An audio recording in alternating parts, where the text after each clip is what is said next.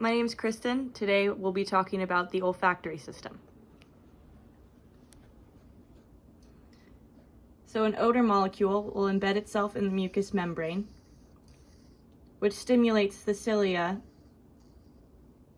of olfactory receptors, which in turn produce receptor potentials. The receptor potentials will travel slowly up the olfactory neuron. It travels slowly because the axons are unmyelinated, through the cribriform plate up to the olfactory bulb. Bundles of these olfactory neurons run together called phyla.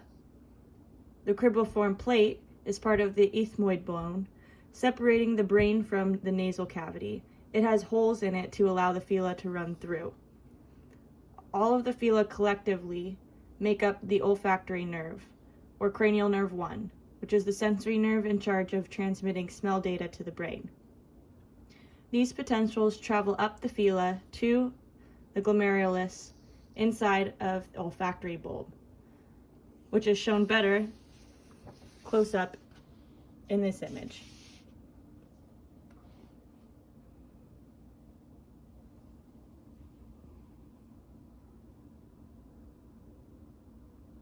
Here we are inside of the olfactory bulb. Down here, we have our phyla that are running up through the cribriform plate up to the glomerulus inside of the olfactory bulb.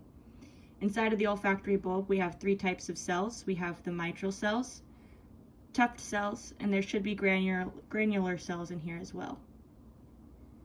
These mitral and tuft cells serve as second-order neurons in the transmission of smell data to the brain.